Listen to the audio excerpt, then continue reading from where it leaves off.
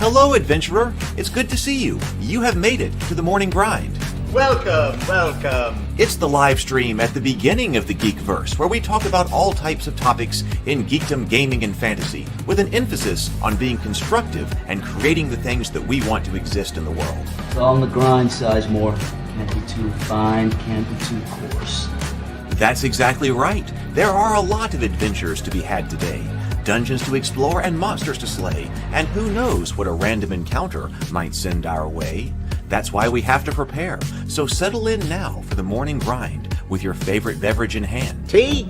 Or maybe something a little stronger. I've got a few bottles of the old Wynyard left. Whatever you want. Pull up a chair. Dude. If you're feeling fancy, how about a cappuccino? Or a frappuccino? Or how about an espresso? Just tea, thank you. Sounds good to me, Gandalf. Whatever you want. I'm just glad you're here. Everyone is welcome. You can just watch if you want. You don't have to worship anything you don't want to worship. Thank you, Mike. But be forewarned. Sometimes we get really strange characters around here. Wait, what's that you say? Why can't you come and be a part of the stream? My wife would disown me. Oh no, I bet she'll be fine with it. Come on in. Am I scared for my safety? No. What are we supposed to do? Everybody do the secret handshake.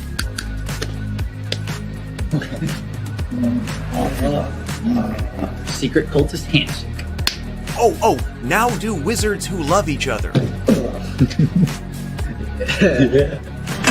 This, my friend, is a science. I still don't have gifts, but it's fine. It's all on the grind, son. Can't be too fine, can't be too coarse. Dude, this would be a sick place to bring the band. Indeed it would be, Dave. It really would. I'm seeing more people coming in. Welcome. Glad to have you here. Oh, look, here's someone new. Is this the cultist meetup? Yes it is. Come to hang out? Please accept me. I have nothing else. Okay, we accept you. Everyone's welcome here. Brought some snacks. Well, that makes things even better. You want some coffee? I don't drink coffee. You sure? It's cultist coffee. What makes it cultist coffee? I'm a cultist and I'm drinking it. Oh. Then I'll have some. What exactly is going on here? I'm seeing more people coming in. Welcome, welcome. It's so great to have you. Oh, and look, here comes another stranger. Can we help you? Yes, fellow cultists. I could really use some food. Oh yeah? Welcome. We have donuts. Oh, it's me. I'm glad I'm here. I'm sure you have a few questions for me, though. What's your name? Who do you work for? What god do you worship? Great questions, Rob. I'm Steve King, and I worship Nyarlathotep. No, not really. I'm just Heath, and I won't be worshiping anything this morning. But I will be your host. Welcome to the office. We're going to have a great time. I've got my coffee ready, because now it's time for the morning grind. If you could become a fish, that would be amazing. Then I could command you with my mental fish powers. Hey, good morning, everybody. Welcome to 2025. It is 2025 here in my home, here in the office, and here on the morning grind. Thank you very much for being with me this morning. I got my robe on this morning. It's a bit chilly here in the office, but it's all real snugly here with the robe and the coffee here. So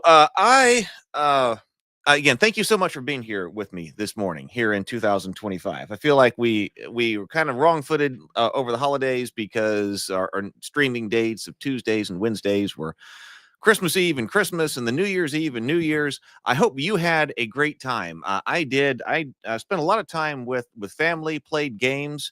We got together and we played games for New Year's as well. I played 2 games of Hero Quest with the nephews. I played 2 games of Hero Quest with them. They did the Witch King, the original the first Barak Tor adventure. Then they did the quest for the Spirit Blade. That means they've got 1 left. They're gonna have to go kill the Witch King. I don't know what's falling over there. They're gonna have to go kill the Witch King, and we're gonna do that I'm not sure when we're going to do that. But then I think I'm probably going to be about done with Hero Quest with them. I think they've learned everything they can learn. They've got a lot of gear. It's also really hard to kill them. So my brother played a little bit with us, or played with us these two games as well, and helped them be a bit more strategic. But they had so much gear, man. It's difficult to do anything with them or challenge them, at least with the quests as they've been written. So they're going to go kill the Witch Lord, and then I think I'm going to transfer the games over to D&D. So some probably AD&D actually, and they're looking forward to it. The oldest one knows what that is. The other ones didn't. They're like, wait, what's Dungeons and Dragons? So we did that. And then on New Year's Day, I meant to bring it in here, but I played Betrayal the card game. We played, which we've looked at here before, and I tried to play before, but I didn't quite understand the rules. But there's the Betrayal, that game from the 1970s that we also looked at in the On the Morning Grind that was re-released, and then they re-released a board game. Excuse me, they re-released the board game, but then they released a card game based on it as well. I played with Megan and Brennan and Kenna, my cousins and cousin-in-law, if that's a thing. And we figured out how to play. And that was actually really interesting. And I think it'll be even better on the next round. But we actually figured out all the rules where it's got a great theme where you've got all these different magical components that are basically trying to put away curses and omens as you're as a team. Got a really great theme. The art sometimes makes it difficult to actually read the cards, but got a great theme. I understand how to play now. Looking forward to playing again. And then we played Azul. I had never played Azul, but they had gotten Azul for Christmas, actually from my brother and his wife. And so we figured out how to play. And I also recommend Azul. So if you're looking for like a puzzle game, it's like a puzzle kind of game. I know people who like do crossword puzzles and things like that. They probably would really like Azul. So it doesn't require a whole lot to learn. It's not combative or directly competitive. It's competitive, not directly combative with other players. Scoring kind of game as you're working a puzzle. So I also recommend that one. So that's kind of the quick board game update, kind of the gaming update that's been going on since the last time we've met. All right. Hey, Doc Flamingo. Doc Flamingo put in the 10-month chat. So thank you very much for being here, Doc Flamingo. Good morning. Good morning. We've got Dungeon Master. We've got the great old ones here. Good morning. Good morning from the great old ones. Let's see. Who else is here? We've got Better with Bacon. Good morning. Good morning. Let's see. The Titter Pig Rancher here also put in the 18-month mark. Does that say 19 months? That says 19 months. Good morning. Good morning. Wow.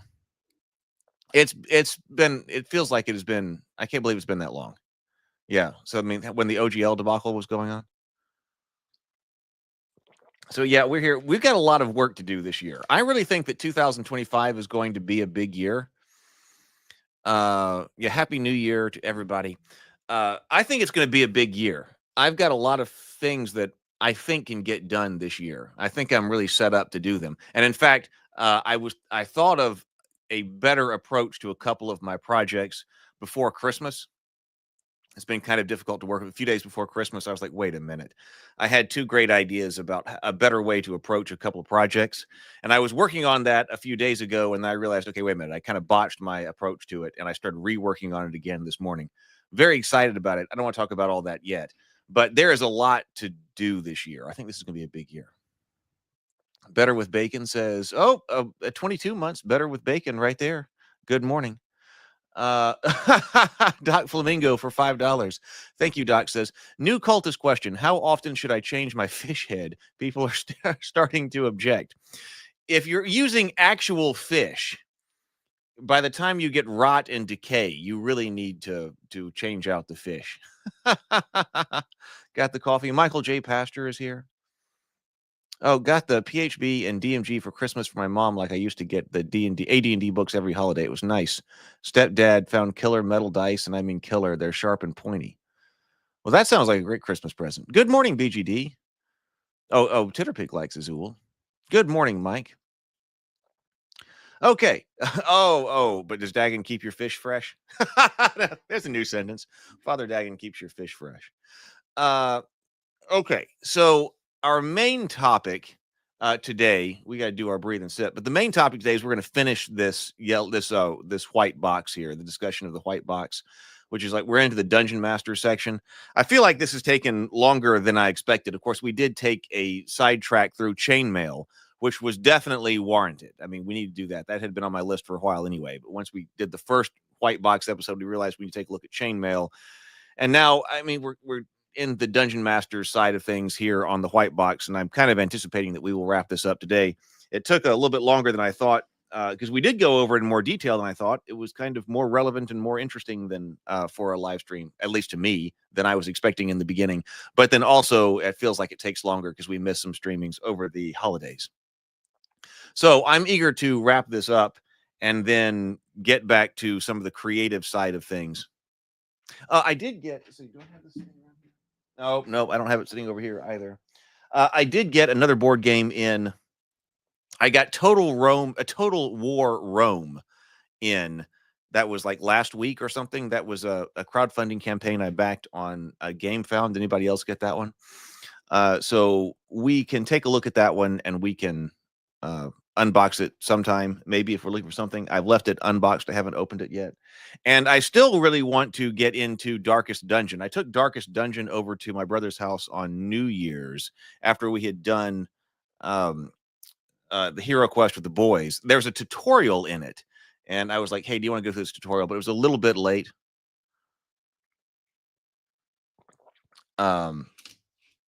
It was a little bit late for us to get started, but we like unboxed it over here, but I don't think we actually learned how to play. So there's still that too, because I want to know if that's a good game. Hey, good morning, Joel. Good morning.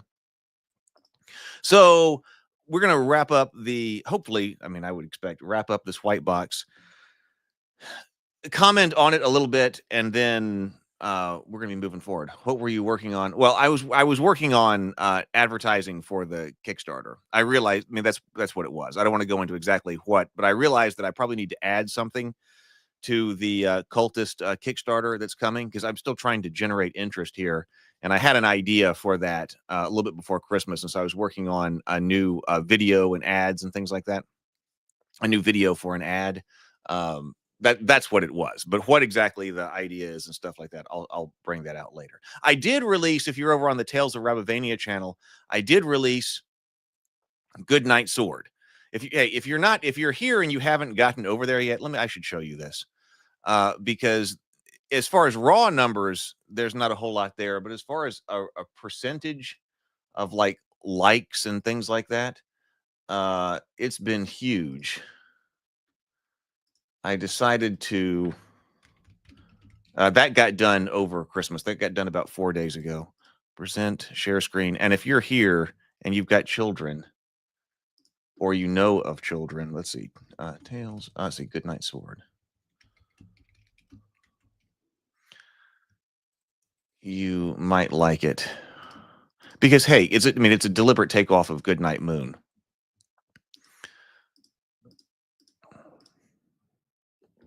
There we go. But what lover of fantasy wouldn't want to read Goodnight Sword to their children? So I published the 2 music videos for Goodnight Sword. That's the animated audiobook that Brianna De Silva narrated a long time ago. I can't believe it's been so long since that got put out. I mean, man, my projects take so long, and that's got to stop in 2025. I feel like I get nothing done. 2025 has to be the year of execution and shipping. But this one right here, the Goodnight Sword, Lady Bard sings right here. The animation they put together, I released those, and that one has been watched 336 times and liked 178.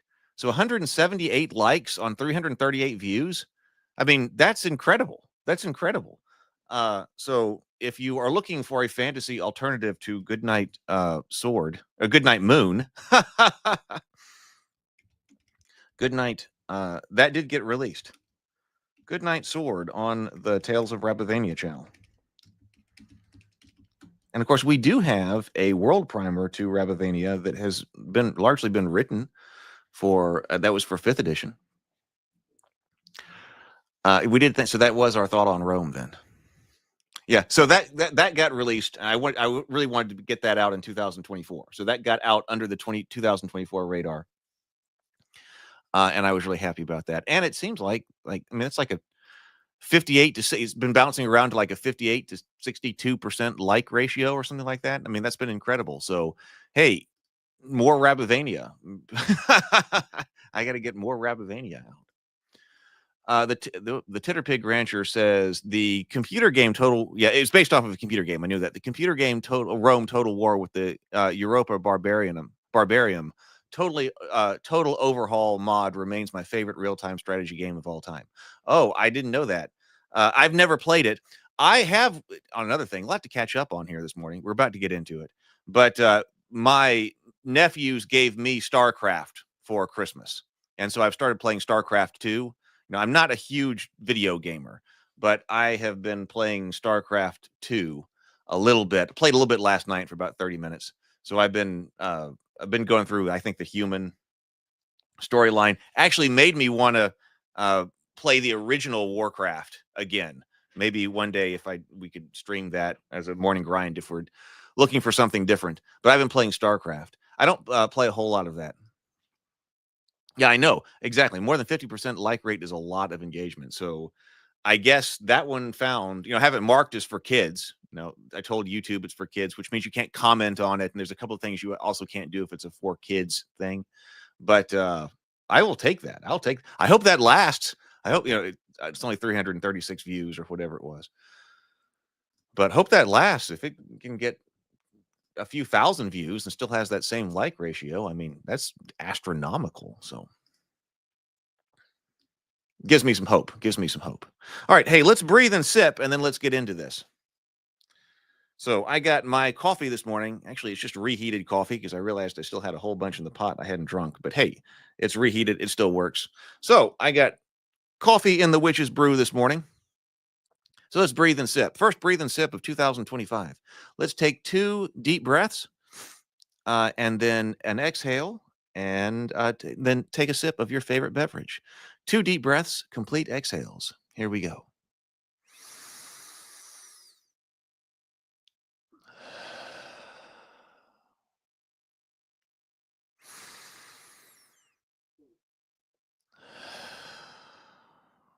And sip.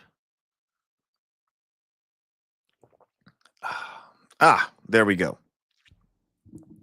Okay, I think we were on the construction of castles and strongholds because we have been talking about Pursuit. We found out that this actually referenced another game, a survival game by Avalon Hill that was kind of integrated, at least the map integrated into this. And I was reading some different reviews of that game. But I think we were on to castles, constructions of castles and strongholds. And let me tell you, one of the original impetus for doing this was that 50th anniversary book, which I still don't have. Has anybody actually gotten a hold of that book or been able to see it? Because I did go search it out, see if I could find it at Books A Million, and I didn't actually end up near Barnes and Noble. I may end up by there next week or something like that. And if I am, I'm going to go by and check to see if they have it because I want to look at it. Because that was the review of this, right? That intro. And man, I have not. Have you seen anything like where exactly so far has been our litany of statements that are anti-fat people? Right? Wasn't that one of them? Catalog of complaints against fat people. Man, I have not seen anything in this book that is oh my God, how could somebody possibly have written that? Not even close. Not even close. So I wondered, of course, that a lot of people were talking about that when we got started with that idea and taking a look at that and made that a topic of the morning grind. Instead of making videos over here on this channel, I've been doing things like making the Goodnight Sword videos and anticipate doing a lot more story videos on the other channels this year. But I wonder if I need to shoot a video or something on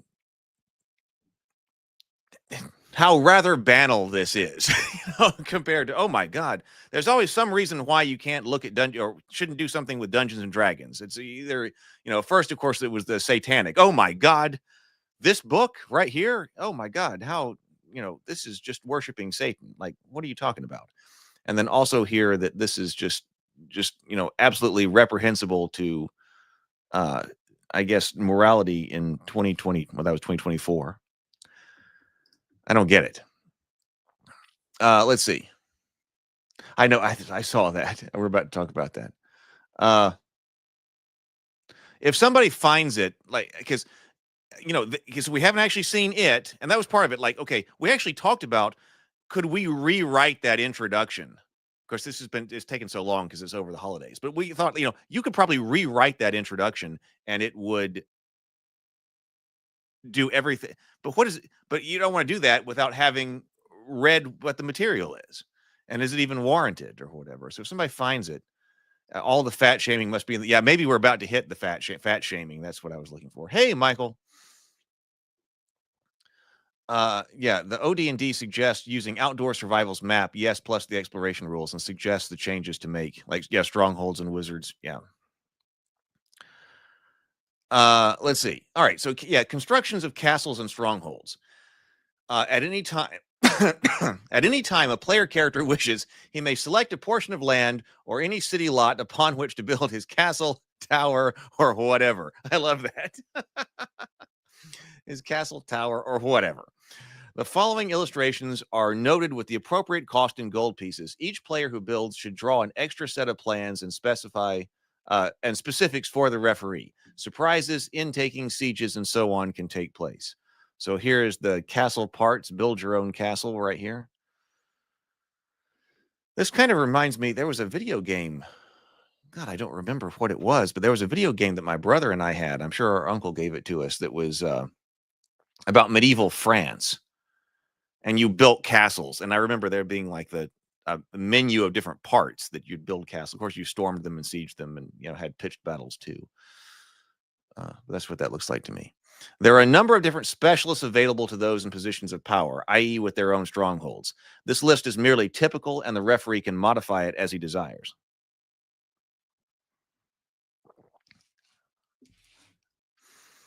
Alchemist, armorer, assassin. Assassin's here. Engineer, ship captain. Alchemist. Given a formula, the alchemist can duplicate it to make a similar portion at a cost of 1/2 the potion's value. Alchemist may conduct research, but at a time and expense. But the time and expense are equal to twice that of a magic user, and they may only work on poisons.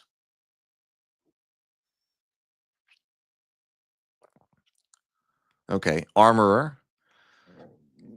Excuse me. It is mandatory there be at least one armorer for every 50 fighters and a player characters employ in order to maintain their arms and armor of such men, elves, or whatever you have. Like, whatever you got. Elves, dwarves, I got a gnome here, like whatever. An armorer can also make arms and armor, providing he has no maintenance duties to perform. Unassisted, he may make 1 suit of armor or 3 shields or 5 weapons per month. With 2 assistants, 1 may be a smith. He can double this volume, and with 6 assistants, 2 must be smiths. The volume can be trebled.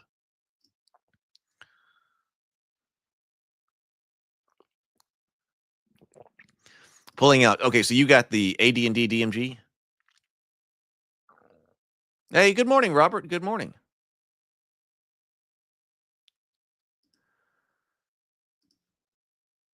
I'm thinking that's the one I'm going to play with my brothers. I told my brother, my nephews, I told my brother and sister-in-law that, okay, we're going to play some version of D&D where some significant portion of the U.S. population still thought it was satanic. Assassin. The role of this hireling is self-evident. The referee will decide what chance there is of his mission being accomplished by noting the precautions taken by the intended victim. Assassins are not plentiful, and some limit on the number employable during any game year must be enforced. Animal trainer. Engineer. It says it's mandatory to hire an engineer to build any major stronghold or conduct a siege. Any tunneling must be supervised by an engineer. Sages can function only in an advisory capacity. They're employable only by fighting men. Depending on the willingness of the referee to become involved, there's no limit to the number of sages possible. Utmost discretion is required when the referee is acting in this role. Seaman, ship captain, a self-explanatory role. Ships, we do have naval rules coming up. The number you need based on ship class. Smiths, assist armorers. For every 50 horses or mules in a player character's forces, there must be one smith to maintain them. Spies, there are two ways to acquire a spy. The spy can be hired and then await inclusion of the desired force, or he can be ordered to make himself available to this force. The spy can also be gained through corruption. In this latter method, the player character desiring to acquire a spy in the enemy's camp offers a bribe to some member of that camp. If it's accepted, there is a high probability the spy then faithfully performing his duties thereafter. Chances are determinable by the referee. Hired fighters here. Hey, good morning, Brett. Good morning. Hired fighters can be men, dwarves, or elves. Chaotic characters may wish to employ orcs. Orc support and upkeep is only half that of a man. Men-at-arms require support and upkeep as follows. Monthly cost in gold pieces. Okay, so I guess dwarves are all heavy foot. Elf heavy foot, orc light foot, monthly cost in gold pieces. Yeah, so men could be any of these. Heavy horseman 20. I guess that covers their payment too. Obtaining specialists in men-at-arms. In order to hire these classes of persons, it's necessary to do one or both of the following. Post notices in conspicuous places stating the positions open and who is offering such employ, or have servitors circulate in public places seeking such persons as are desired. The weekly cost of either method is from 100 to 600 gold pieces. You go through a lot of gold in this game. For one thing I was looking at, I was trying to look at okay, how much people were calculating, how much gold needs to be in a dungeon. Not necessarily for this, but I was looking at old school essentials. And arguably the silver standard makes more sense, which people have said, but okay, it's gold. And this is a lot of gold flowing around here. The referee must determine the probability of the success of an attempt based on the generosity of the offer made and so forth. Elves and dwarves are not common, and specialists are even less so. Rumors, information, and legends. Oh, we got an update here. Robert says, major AI update. Switch to XAI. Created new Python-based adjudication functions to create new objects, exits, triggering award XP when some rooms are searched or puzzles attempted to be solved. Well, was that easy? I mean, was that I don't know how to do what you're doing here, but was that relatively easy then to port? I mean, that's good news to port what you had from ChatGPT to a different one like X.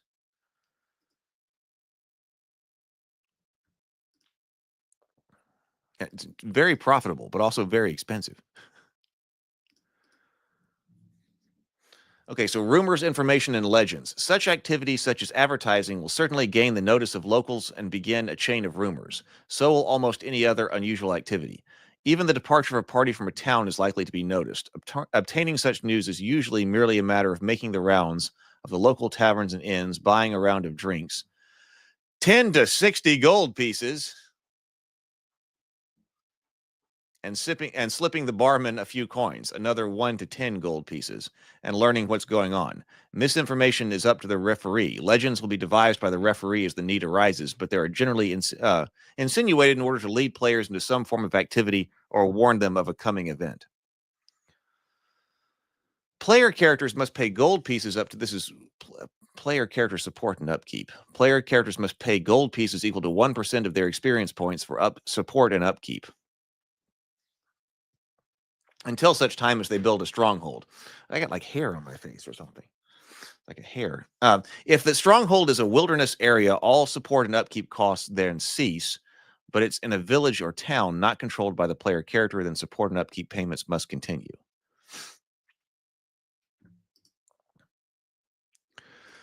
Yeah, Great Old One says XP is hinged on acquiring and spending gold. Gary made sure you spent lots of gold and had need to go adventuring for more.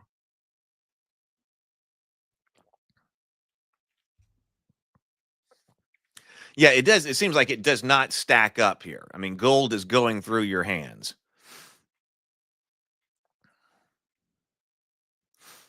Gold, gold is flowing through your hands. You've got to have more. And so we're not just stacking it up to go, oh, I guess the game master is going to have to find some way to make you buy a boat, right? Because there is a lot going through here. 1% upkeep, 1% of their experience points for support and upkeep in gold pieces. Baronies. Another advantage accruing to those who build their strongholds in the wilderness is they gain control over the surrounding countryside. Clearing the countryside of monsters is the first requirement. The player character moves a force to the hex. The referee rolls a die to determine if there's a monster encountered. And if there is, the player character's force must remove it. If no monster is encountered, the hex is already cleared. Territory of up to 20 miles distance from a stronghold may be kept clear of monsters once cleared. The inhabitations of the stronghold being considered there sufficient to maintain the monster-free status. Within each territory, there will be from 2 to 8 villages, from 100 to 400 inhabitants. This populace will bring in annual tax revenue equal to 10 gold pieces each. I guess that's 10 gold pieces per person, I'm guessing, because that amount of gold you require. The referee may also allow various investments in the territory, adjudicating revenue according to investment and area potential. Some potential investments are inns, road building, land trade, etc. Successful investments will also have the effect of increasing the population of the investor's territory, providing the area of investment does not specifically preclude such.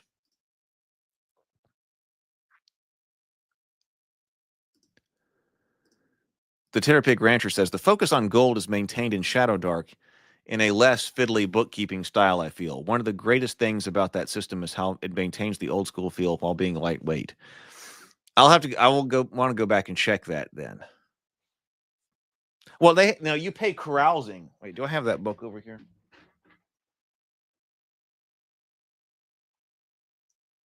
Yes. I was about to say I should. I don't know if I'll be able to find it directly, but the carousing costs, right? Hey, good morning, Jason. Wait, is there not a table of contents here? Oh, right here, yes. Okay.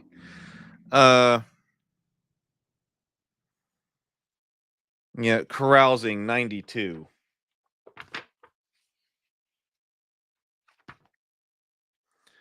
When you return from the Shadow Dark, you can carouse to celebrate your heroic exploits. To carouse, each participant pitches in for the cost of the event. Then each participant rolls 1d8 plus the event's bonus to determine its own outcome.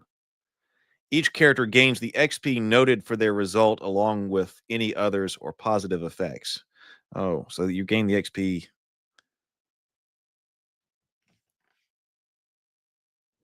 Gains the XP noted for their result with any ill effects noted. If the group decides to play out the results of an individual roll, the entire carousing group is usually present for the events.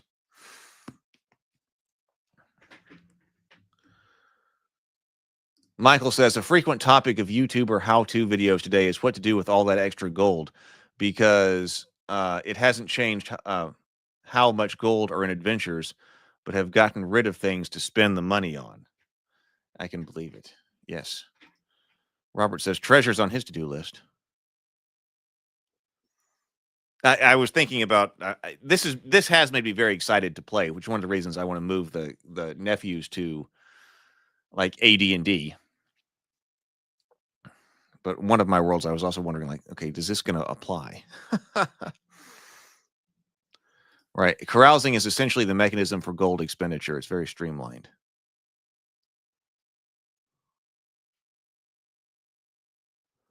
Great Old One says, I have always seen resource management as being essential to the game. Most people know, don't. I know don't, and hand wave all of that stuff.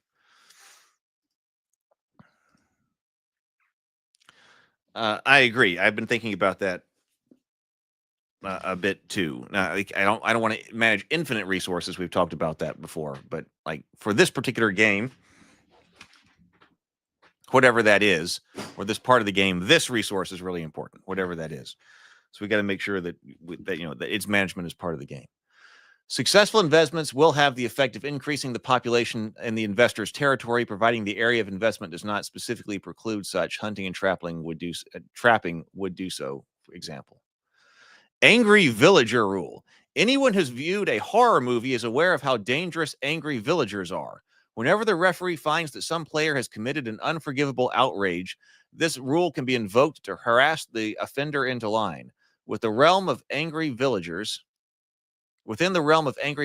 are thieves from the thieves' quarter, city watches and militia, etc. Also possible is the insertion of some character like Conan to bring matters into line.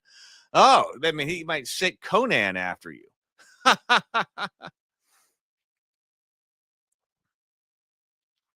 Michael says the damage a standard horde to gold-based economy would be catastrophic.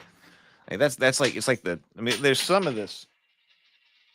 There's some economy going on because those villagers are generating 10 gold pieces. What was that in tax revenue? However long. But it's the Lord who's bringing in all this. I got to go underground again. Doc says hirelings become a great money sink if the party is encouraged to have a large troop with all of their wagons, animal supplies, tolls, etc. That's hilarious. Okay, I mean we have there's no happiness rating. Actually, happiness rating was something that was in that computer game about France I was talking about, the happiness rating of your people. So there's no happiness rating. This is invoked by the game master. It can even bring in Conan. The other worlds. There should be no natural laws which are certain. Space could be passable because it's filled with breathable air. On the other hand, the stars could be tiny lights only a few hundred miles away. Some areas of land could be gates into other worlds, dimensions, time, or whatever. Mars is given in these rules, but some other fantastic world or setting could be equally as possible. This function is up to the referee, and what he wishes to do with it is necessarily limited by his other campaign work.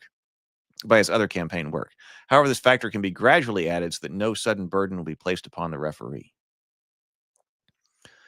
Land combat. The basic system is that from Chainmail, with one figure representing one man or creature. Melee can be conducted with the combat value given in Volume 1 or by the Chainmail system, with scores equaling a drive back or kill equal to a hit. Battles involving large numbers of figures can be fought at a 20-to-1 ratio, with a single fantastic type fighting separately at 1-to-1 or otherwise against but a single 20-to-1 figure. Many of the most interesting battles take place in the air, so we offer you Battle in the Skies, or BITS, with no apologies to Michael Carr, creator of Flight in the Skies. Most firing in Melee is based on Chainmail. Happiness is a warm crossbow. Yeah, it is coins. Yeah, I've got some change sitting over here, so I must be knocking it off with my bathrobe here.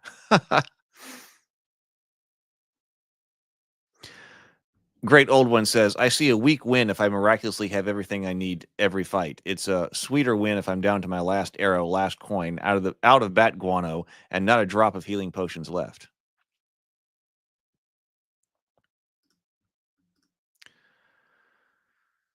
So paper counters or hexagon or staggered square playing board should be used in those cases where it's not possible to use miniature figures. It's also necessary that height be noted by the use of a counter.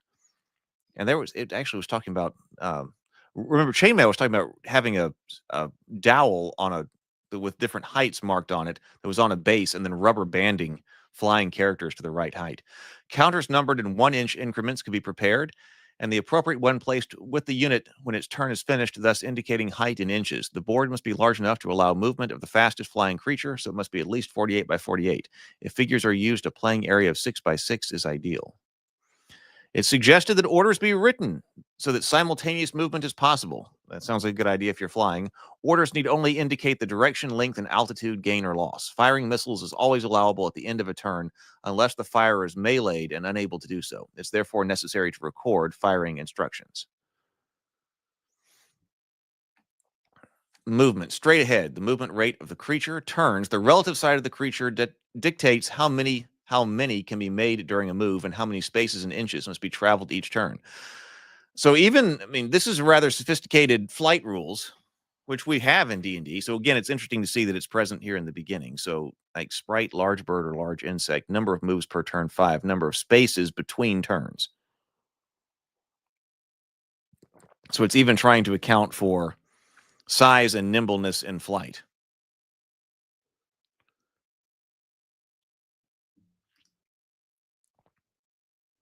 We guys skip past these guys. That kind of looks like Groot, doesn't it? A genie and the and Groot here, but I guess that's like a tree ant.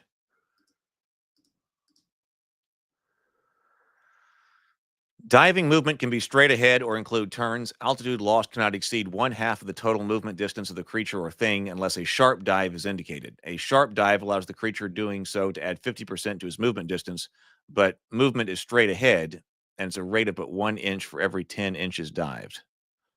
Climbing. To climb, the creature must move ahead the number of inches equal to the number of height inches climbed. This is quite sophisticated.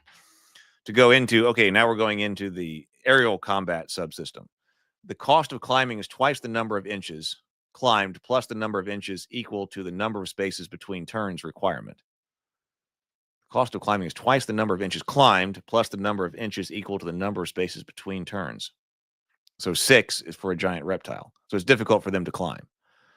Other maneuvers. Any other maneuvers are optional and at the direction of the campaign referee. That could be fun.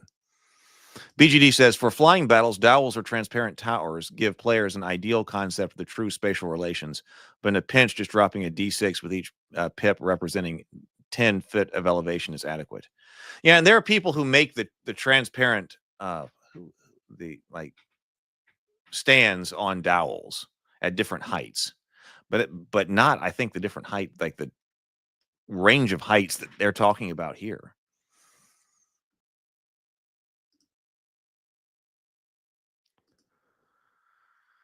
Air-to-air, treat as normal missile fire, but include the chance to hit flying creature in critical hit table below. Air-to-ground, ground-to-air, treat as normal, except the usual form of catapult fire would not be allowable. A sling-ended catapult,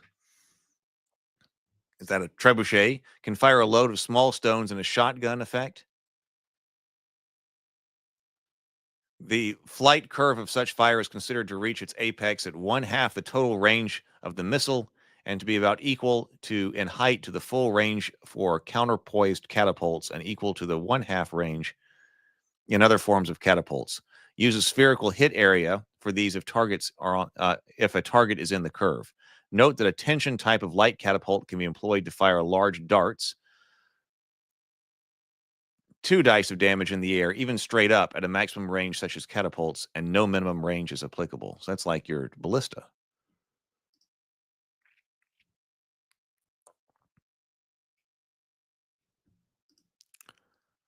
A hit on flying creatures. We've got hit location on flying creatures. I guess it makes sense if you're talking about dragons and stuff. Critical hit table. We have critical hit table. Hit location, rider, head, wing, body. Probability of a critical hit.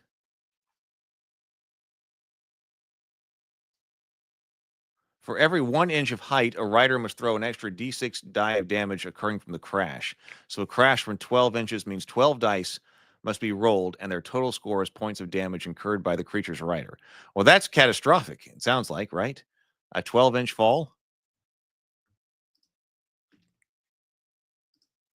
Bombing. If necessary, this form of attack can be allowed with the largest flying creature able to carry a bomb load equal to the missile from a large catapult, smaller creatures carrying proportionally smaller loads.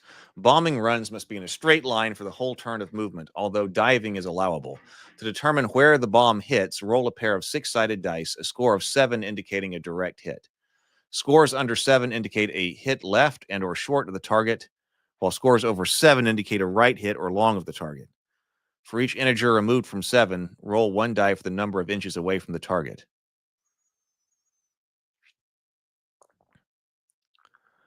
Melee, naval combat, early of ships in the sea. We looked at ships in the sea a long time ago. I remember that being a big deal when that book came out. Other people were like, nope, I don't remember that at all, or said that I was delusional. But we played with that one a lot. The of ships in the sea, and also combat and tactics. So vessel types and movement. Type, okay, long ships, galleys, etc. Oared movement, slow, cruise, fast. Sailed movement, running, breach, broad reaching, quarter reaching, beating. Oared movement. The 3-speed classifications are based on a full crew of well-rested and strong rowers. The number of turns that a stroke can be kept up is based on a fatigue factor. A fresh crew will have 30 fatigue factors to expend Vikings 40. Rest gains 1. Slow movement expends 2. Oared movement with a current is at 5-foot bonus, while against the current is at a 5-foot penalty. Backing speed is 1/2 forward speed.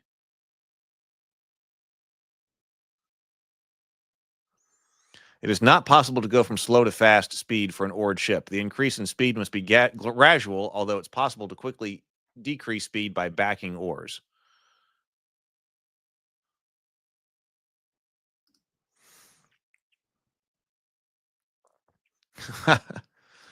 the layout here. I don't even know how did they lay out this before a computer? Sailed movement. The first number given for sailed movement is with light to moderate breeze, and the second is for fresh to strong breeze. Any wind under light is considered calm, and only oared movement is possible. Anything above a strong breeze makes sailing impossible, and the vessels must simply run before the storm, moving 3 inches per turn in the direction the wind is blowing. Sailing in a river is possible, but at 1/2 the speed listed, excluding the bonus penalty for movement for or against the current. Table for determining wind speed. Tables for determining wind direction. For every 10 inches moved, an oared ship can be turned up to 45 degrees. For every 12 inches of sailed movement, a vessel may turn up to 30 degrees. Galleys may not operate in the open seas, an ocean, for the waves are too high for ships pierced by oars to survive in. This is not true for Viking longships, for they were pierced high on the freeboard. Get out your model ships. For movement purposes, 1 to 1,200 scale models can be used, so a playing area about the size recommended for aerial combat will suffice. For play involving boarding and melee, it will be necessary to prepare deck plans scaled to the size of figures used. Written orders as detailed under aerial combat. Missile fire. See chainmail. We've got, okay, points of damage for large and small ships here. Ramming rules. This is quite comprehensive. Shearing off oars. Any vessel which passes alongside another vessel which has oars will shear these off, killing 50% of the rowers on that side of the ship. If the vessel shearing the oars is also a rowed ship, its own oars will be sheared off with the same effect on rowers, unless orders specify the oars on the side affected are to be shipped. A ship with sheared oars will be dead in the water for 3 turns, and thereafter it will move at 1/2 speed maximum. If it has oars sheared again, it will remain powerless to move by rowing. Grappling ships, boarding ships. And this is get out the deck plans. And then fight man-to-man as in chainmail. Man-to-man rules also as found in chainmail, which we've looked at a lot. Command control. While barbaric warriors such as Vikings do not suffer from a lack of command control, more civilized troops do. It's necessary that a leader or one of his lieutenants be nearby to issue orders to men involved in shipboard melees. The range of command control is the charisma rating as a radius in inches. A leader may have 2 lieutenants to aid him in command, but a lieutenant has a range equal to his leader's minus 1 inch. These additional guidelines are suggested. Leaders involved in melee have their command control range halved. Personnel beyond the range of the leader or lieutenant's command control will not respond. Lieutenants must be within command control range of their leader to pass on orders or themselves respond. Monsters and unintelligent creatures do not have command control problems, which this sounds like the opposite. I realize what they're getting at here. It's like, hey, these barbarians, they never have problems with this. And unintelligent creatures, they never have problems with this. On first blush, that seems reversed, but I see what they're getting at. Leaders in plain view above their men subordinates will add 1 inch to their command control radius for every 10 feet they are above them. Thus, a leader on a stern castle would be about 20 feet higher than the deck and would add 2 inches to his range of personal control. Personnel engaged in melee will only respond to commands when a roll of 1 to 4 is made on a 6-sided die. This will be checked each turn. Therefore, orders for withdrawal, for example, will be given for 3 turns later, which allows 3 turns for the personnel to respond.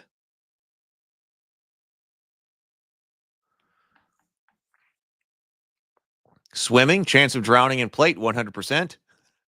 Chain type, 80%. Leather, none. A ship is captured when the morale of its crew breaks or when all defenders are dead or overturned. Here's our number of crew, which we had to buy previously. We saw that with different sailors. Oh, do we pass another great little art guy? Yeah, this guy.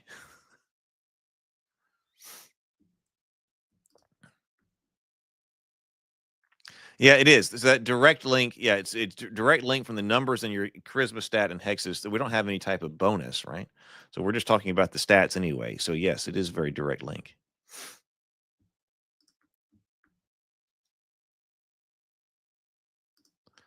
Special suggestions for monsters in naval adventures.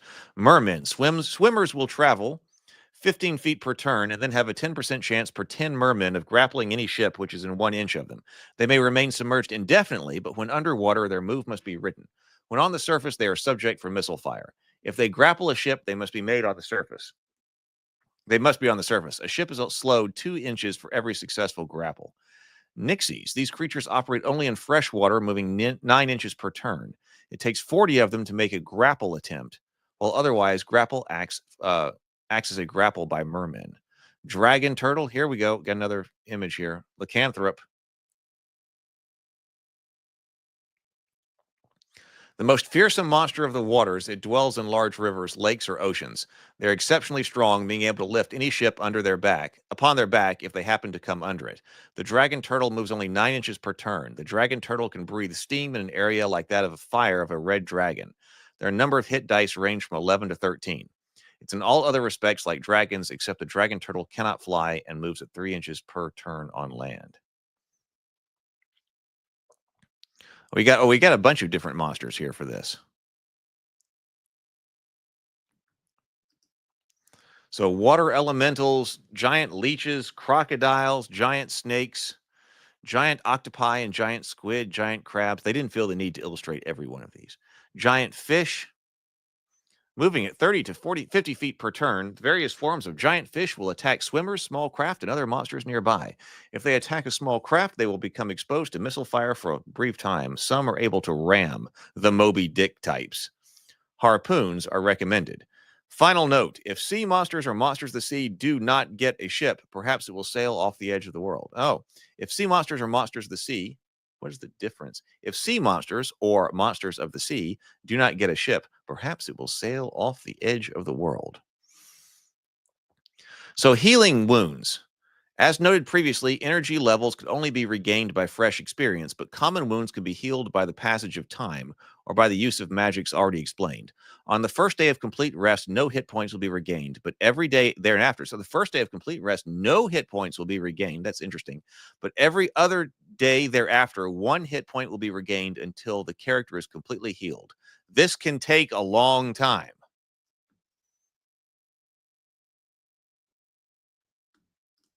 Natural healing takes a while.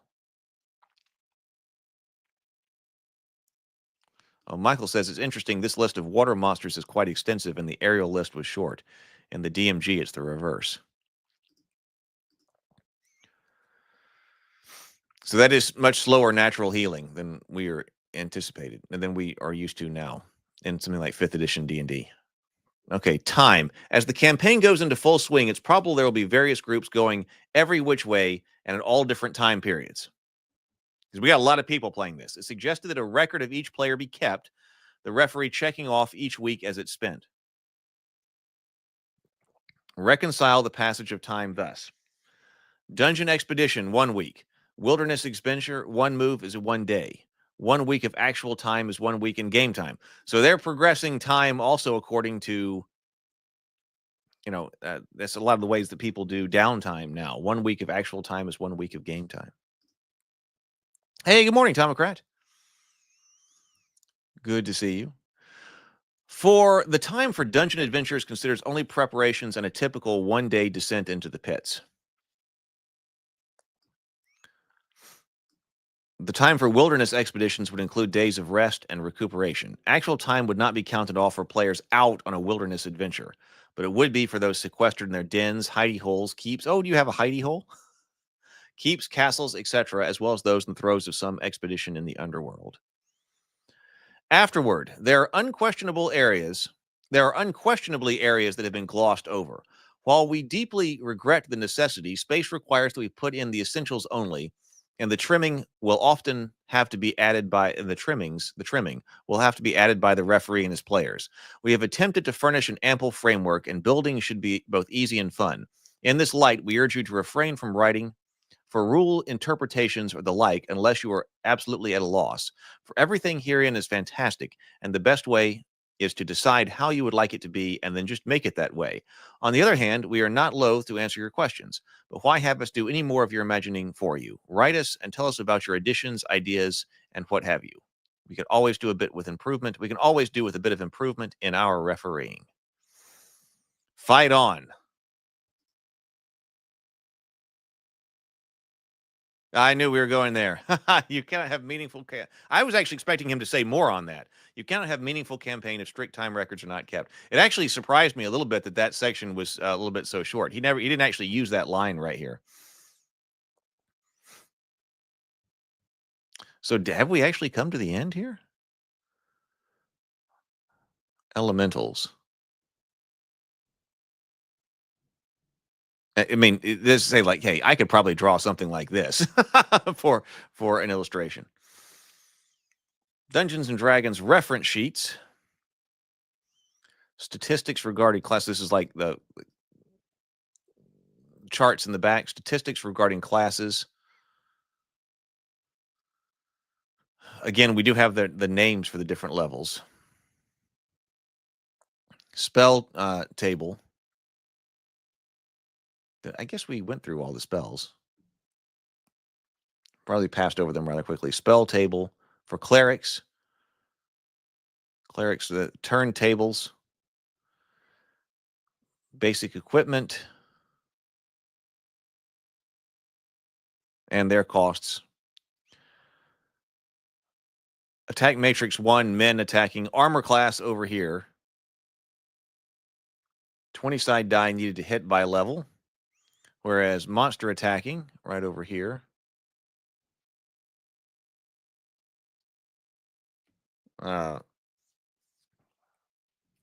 Tells you how to adjust that for the different classes.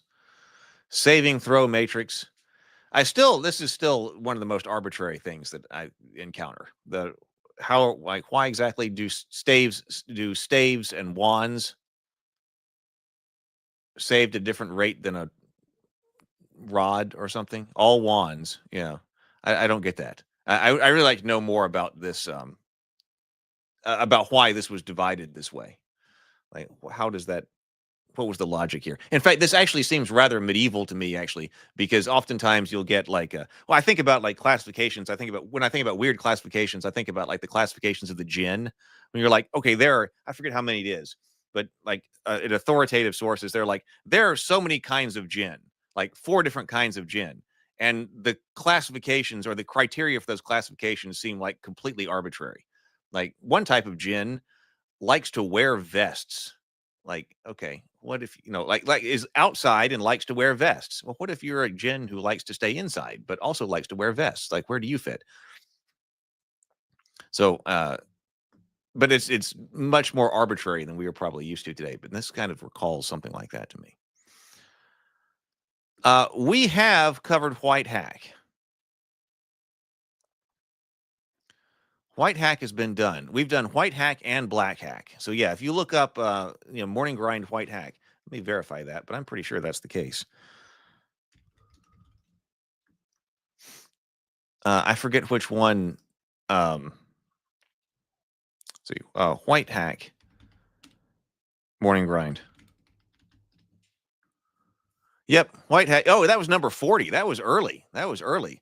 Morning Grind number 40. White Hack RPG overview and initial impressions. And then we did the Black Hack as well. We did Black Hack at 41. So we did both of those back to back, major early on. This is episode 493. So we're actually closing in on the 500th episode of the Morning Grind. So, okay, but anyway, it's a very interesting take on the original D&D. I'd say it's a unique flavor of OSR. It would probably be interesting to reinterpret or to I don't think we will go back and look at it, but if you went back and watched that stream, it would probably be interesting to look at that White Hack. Yeah, no, well, that was the wrong thing. White Hack, 3rd edition.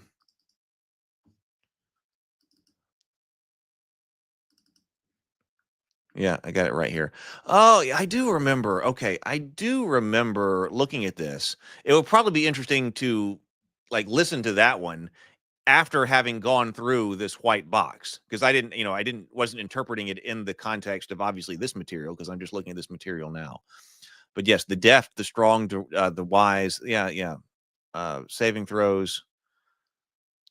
I remember there being some interesting things in here, and also I appreciated the it's just the text-based kind of layout stuff. Yeah. Have you played that one, Titterpig? Michael says, also note the invitation was sent to send in new rules. That is important. Yes, that's an interesting thing to bring out. D&D was open source software from the beginning, despite Gary's attempts to close that loop many times. Yeah, the only way to figure that out is to ask the original designers, and those numbers are dwindling fast. Michael says this range of saves is somewhat based on area of effect.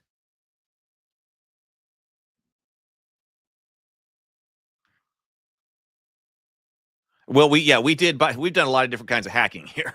We've done by this axe I hack as well. Yes. Might be ones to go back and watch if you're looking for more Morning Grind. Yeah, so death, ray, or poison. Save versus death or poison. But what if it's a light poison? Why are we putting death here with what could be a non-lethal poison? Or is the poison always lethal? All wands, including polymorph or paralyzation. Stone, dragon breath, and staves and spells. I guess part of its charm. Robert says this OD&D series has been great. It's amazing in so many respects how little the core of RPG remains the same today, but later editions move things around, but the spirit remains. Yeah, but it's interesting. It's very different now.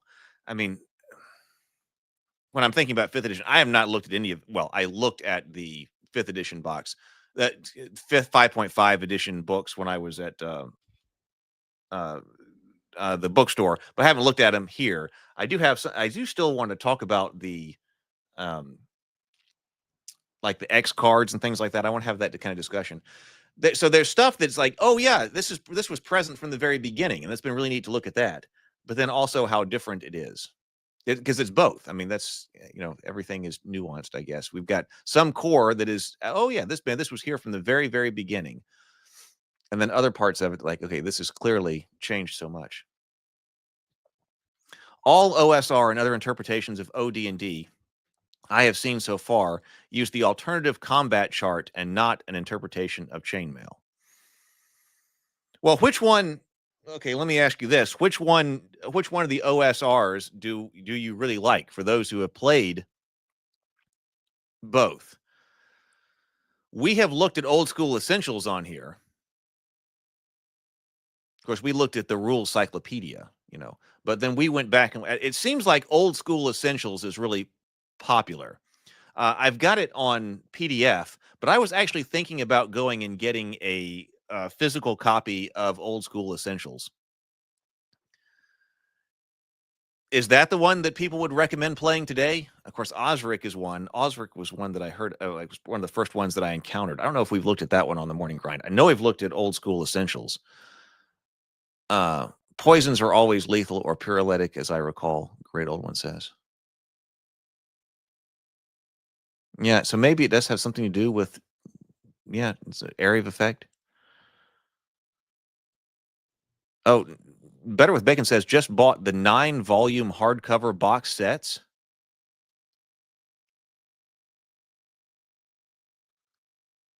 Osric being the only exception. So there were things. We also looked at Lamentations for the Flame Princess here.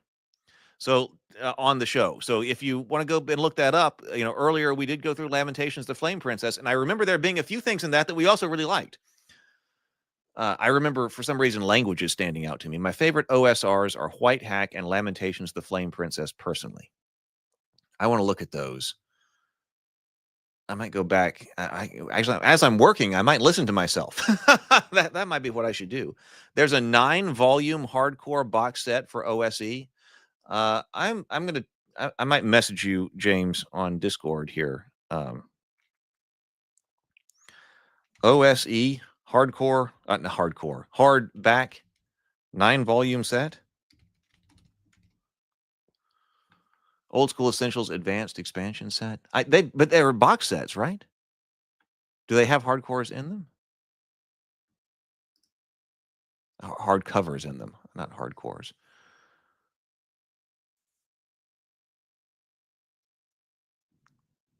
I'm gonna have to look at that because I was actually seriously thinking about getting that one because there are only so many. Okay, there's Osric, and Basic Fantasy. We might have looked at Basic Fantasy in here. I remember not being as no. I think we did. I think we did look at Basic Fantasy, and I remember not being quite as impressed with it as I think I was going to be or was planning on being in the beginning. But there was nothing wrong with it. So it seems like a lot of people either play Basic Fantasy or Old School Essentials. I see those a lot, like on Reddit. I'm reading White Box and don't have a review as yet. There are 2 box sets totaling 9 hardcovers. Message me. I'll send you. Okay. I'll do that. Great Olwen says OSE is a very modernized basic D&D. I hear it's very easy to play and reference. That's one of the things that keeps coming up when I was like reading different reviews is that people say it's very organized, and which makes it very easy to play. Van Davis says with OSC, there's a basic set that basically reworks BX D&D, and there's an advanced set of rules that adds some AD&D flavor and rules bits. Yes, there's like an advanced box. Yes, okay, I saw that. The box sets he's referring to are just collections of the basic and advanced set split up into their different chapters. Like, okay. Because we did talk about like which one of these would we most want to play? Which one of these versions we most want to play? That's what I think I was going to. That's what I was going to go get. Van Davis says I wouldn't bother getting the box sets unless you want the modularity. Get the basic fantasy book if you want straight BX. That I believe was the one that I was thinking about getting. Old School rules tome, classic game set, players tome, referees tome. Okay, I see that on the site. But yeah, I just want one of the hardcover books. I'd want it to reference. That seems like I need that one to reference. Okay, so let's look. I think we're just going through tables here. The monster reference star. Oh, here's the number appearing, major monsters appearing then. I remember this from the very beginning. Ghouls, wights, mummies, basilisks, hydras, 5 to 12 heads worth of hydras. Rock, green slime. Movement, okay, movement. So all the reference in the back. Level beneath surface. Consult number level. Okay. Fighting men. Magic user. Oh yeah, this is coming out to patrol their areas. Wilderness wandering monsters. Treasure types. I mean, treasure types A, B, C, D, E. Again, here from the very beginning. I mean, I was playing with treasure types like this when I started with AD&D, 2nd edition, which is probably what I'm going to play with the nephews. But here it is from the very beginning. Wands and stave, all the treasure. The Best of the Dragon, $3. Take a monthly trip with a time machine through the unlimited worlds of your imagination. Sometimes it's so fun to look at old ads like this. So what is this? Take a monthly trip with a time machine. through the limitless worlds of your imagination. Imagination is the most powerful of fuels. Come along with us on a monthly tour through realms of fact and fantasy. Magic works, man cruises the cosmos. Relive history or write your own. Relive history or write your own. Do battle with evil wizards and fearsome beasts. Pit your tactics against Napoleon, Alexander, Zhukov, Genghis Khan, Patton, or Rommel. Explore the universe from the bridge of your faster-than-light FTL Star Cruiser. Experience history, discover new strategies, sharpen your wits, let your mind soar, and your spirit exult. The Dragon. D&D articles, satire, game reviews, comics, historical game articles, fantasy game articles, humor, game variants, designer notes, game analysis, top-rated fiction, games and rules, miniature articles, and hobby news. Well, cool.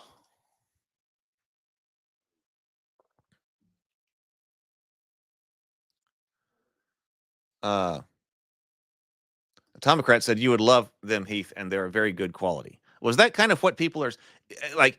It seems to me like the Lamentations or White Hack. I mean, you could pull from those if there are areas of the things that you like, right? But it seems like OSE offers a really good modernized core for this kind of role playing. That seems to be what people are saying. Van Davis says it's amazing to me how well laid out Gavin's books are, considering how confusing he made his releases. LOL. Once you figure out a day or two figuring out which book you actually want or don't need, it's incredibly easy to find whatever information you want, and that's very valuable. So that's a big win, because not having spent a whole bunch of time in the rule book is a big thing. I that's what I kind of thought too. So if there are parts that, oh man, this was a really amazing part of X or Y, it's probably easy enough to put in. The ads are so cool. They inspired me to create things on my own because I knew I couldn't find or buy them. Well, might have to look at that. And I feel like there are more topics than we're able to handle on streaming. Only streaming 2 days a week. I wish I could get back to streaming in the morning more than 2 days a week. I would really love to be able to do that in 2025. It wasn't possible last year. It's not possible right now either, but I would love to, because there's a lot to talk about and there's a lot of other building and stuff to do and game making and stuff. All right. So is there anything else that we need to say? I don't think there is. This was great. I might have to go order one of those books. So, all right, I'm going to sit here and I'm going to work. I've got a lot of work to do. I've got a lot of things to make. This is going to be a big year. So, as I always say, be creative, be constructive when we leave here. I'm going to try to do exactly that. There's a lot. We got to make something really big happen here in 2025. I want this to be a game-changing year. So, let's do it. Oh, yeah, we missed the fat shaming. Where was all the fat shaming? Where was that? It'd be interesting to reread that in the context of what we just watched or went through. All right, everybody. Yes, go forward, be creative, be constructive, maybe even play some games. So I will see everybody here on Wednesday. I got to come up with something for Tuesday for the table talk. We will see. So, all right, later, everybody.